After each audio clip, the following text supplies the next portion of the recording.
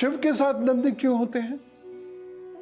सुनिए, नंदी बैल को शिव के वाहन के रूप में सभी जानते हैं, लेकिन ये मिले कैसे? कैसे एक सामान्य सा युवक बैल के रूप में दिखने लगा और किन परिस्थितियों में यह युवक यानी नंदी शिव को प्रिय हो गए?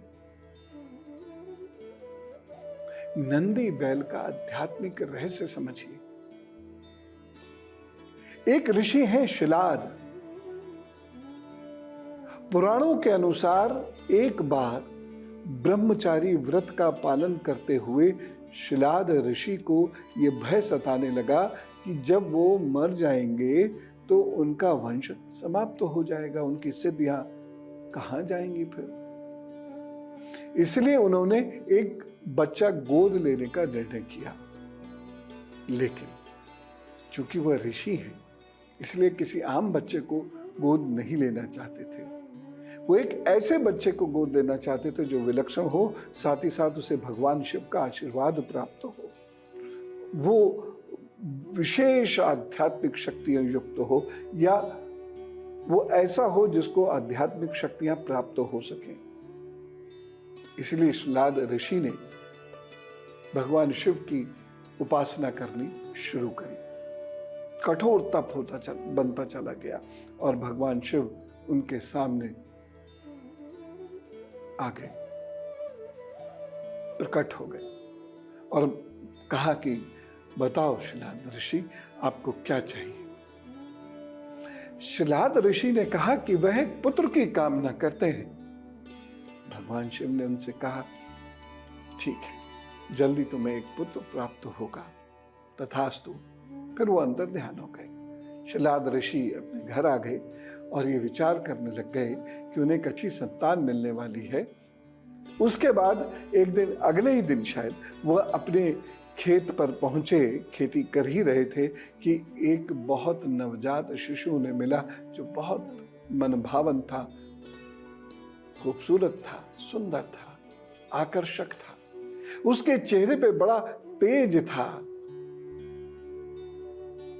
इतने में एक आवाज उन्हें आती है, यही तुम्हारी संतान है, इसका अच्छी तरह पालन पोषण करना। शिलाद ऋषि उस बच्चे को लेकर अपने आश्रम लौट आए और उससे बेहद प्रेम और स्नेह करने लगे। वो बच्चा पलने लगा। इस बच्चे का नाम उन्होंने नंदी रखा, जो बचपन से बहुत आध्यात्मिक था, अपने पिता का बड़ा आदर करता था और ऋषि शिलाद बहुत प्रसन्न थे। इस बच्चे को वेद आदि का बहुत अच्छा ज्ञान हो गया। एक बार क्या हुआ कि शिलाद ऋषि के आश्रम में दो संत पधारे। उनके नाम थे मित्र और वरुण। शिलाद ऋषि ने और नंदी ने उनकी खूब अभावगत की, भोजन कराया। नंदी ने खूब सेवा भी की उनकी। जाते समय दोनों ऋषि बहुत प्रसन्न थे। जब वो जा रहे थे, चूंकि वरिष्ठ थे इसलिए शिलाद ऋषि और नंदी दोनों आए उनका आशीर्वाद लेने के लिए। उन्होंने प्रणाम किया। ऋषि शिलाद को उन्होंने लंबे और खुशहाल जीवन का आशीर्वाद दिया, लेकिन जब नंदी ने उन साधुओं के चरण स्पर्श किए तो दोनों साधुओं के चेहरे उतर गए और इसे शिलाद ऋषि ने भांप लिया। इसलिए जैसे ही वो आश्रम से बाहर निकले, शिलाद ऋषि ने उन दोनों को रोका और पूछा कि आप नंदी को देखकर परेशान क्यों हो गए? उसे लंबी उम्र का आशीर्वाद क्यों नहीं दिया? तो उन्होंने बताया, नंदी अल्पायु है, उसके पास अधिक समय नहीं है।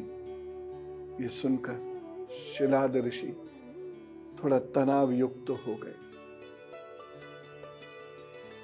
आश्रम आए तो नंदी ने चेहरे के भाव पढ़ लिए, क्योंकि था तो वो भी विलक्षण। पूछा, पिताजी क्या बात है? पिताजी ने कहा, तुम अल्पायु हो।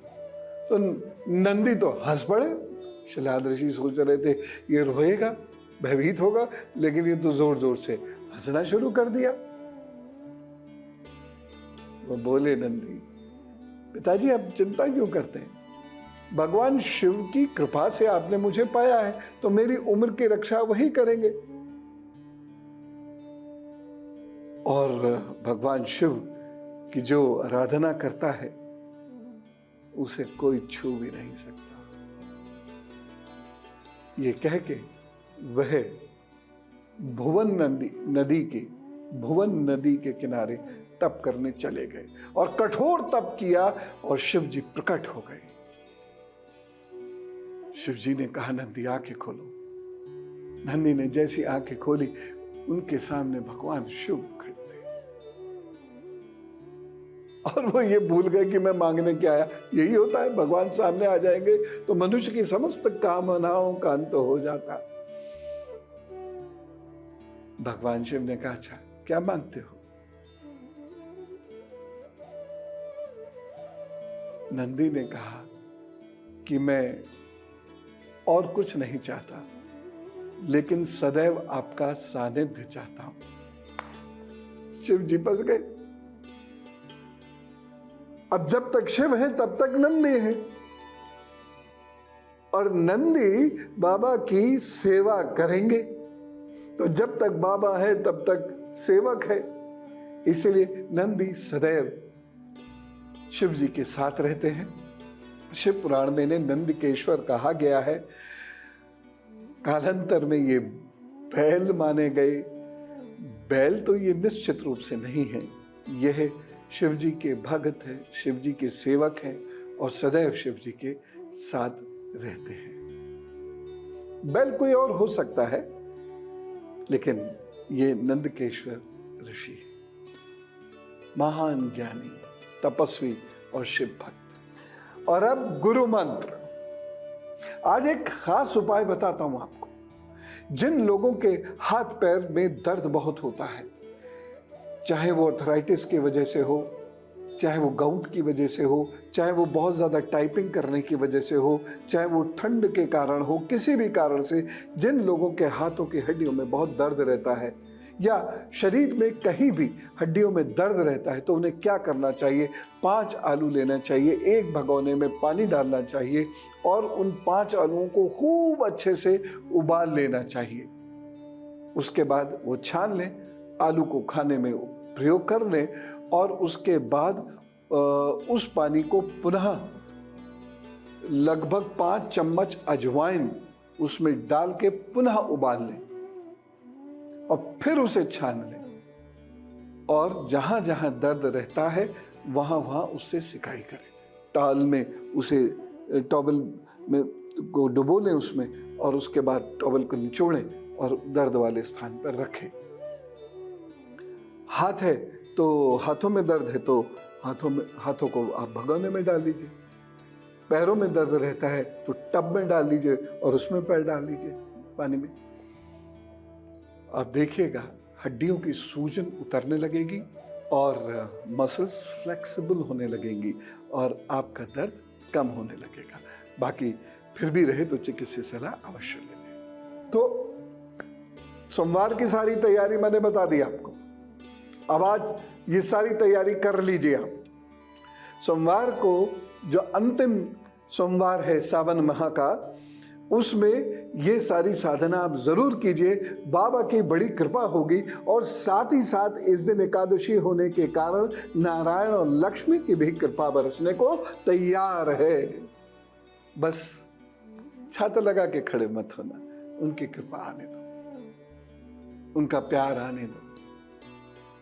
श्रद्धा से, आस्था से, बिना कहीं उलझे, बिना किसी प्रपंच के आप पार्थिव शिवलिंग का निर्माण करके जो विधि मैंने बताई है इस अनुसार जप करें, प्रभु कल्याण करेंगे। आपका कल्याण हो, आप खुश रहें, खुश रखिए लोगों को, स्वस्थ रहिए, संपन्न रहिए और प्रभु कृपा से आपके कष्ट कटे, इस कामना के साथ राम राम, नमस्कार, भारत माता की जय।